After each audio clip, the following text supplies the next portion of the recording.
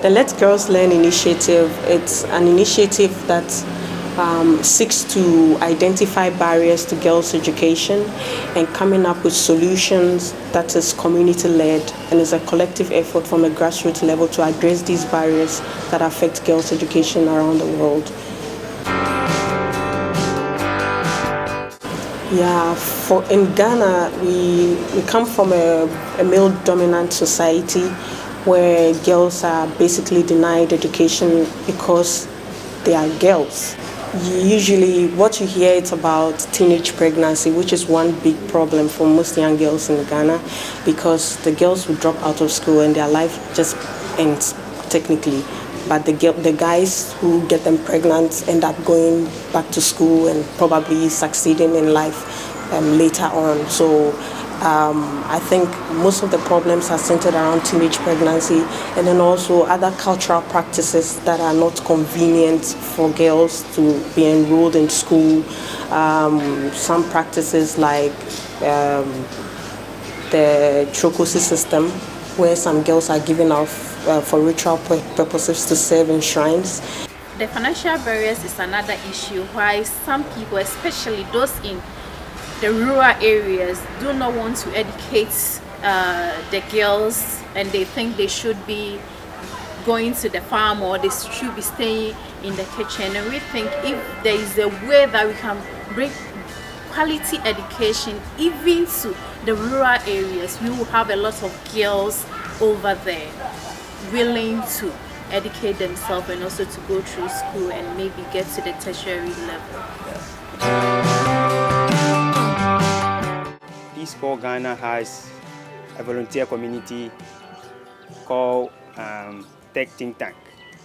Basically what Tech Think Tank does is that we look for innovative ways to improve our meaningful work that the volunteers do in the various communities. But we know in the modern society, technology is what is driving every business. So we look for ways to leverage whatever work that the volunteers are doing in their community and try to incorporate into IT. So this year, when we heard about the Let Girls Learn initiative, the Peace Corps Tech Think Tank team came together to have an idea to bring girls in JHS and SHS to introduce them into basic IT and what IT can do to improve their lives and in their communities and Ghana as a whole.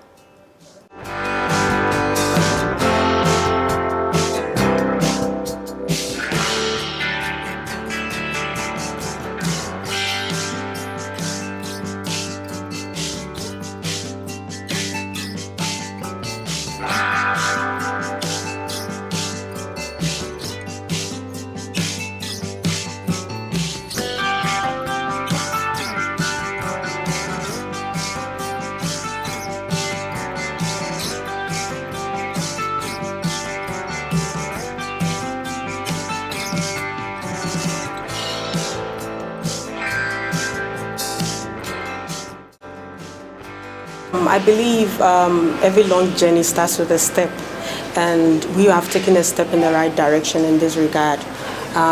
For now, we are coming up with softwares to try to address some of the barriers to the girls' education here in Ghana, and hopefully at the end of this event we can get some softwares running to help address some of the challenges. Also, I believe that the other breakaway sessions with the career development would also give the girls some insight to what careers they can pursue as women and how they can empower themselves and be successful in those areas. And I think for us, we want to see sustainability. When these girls go back to their community, we want to see the impact that they felt in their life being passed on to other young girls in their community, and so that they can also feel enlightened and motivated to pursue science-related and technological-related fields. Most girls, especially when it comes to the rural communities, usually don't get the opportunity to be involved in such workshops. And therefore, what I studied, especially yesterday, is that some of the girls are now curious to know more.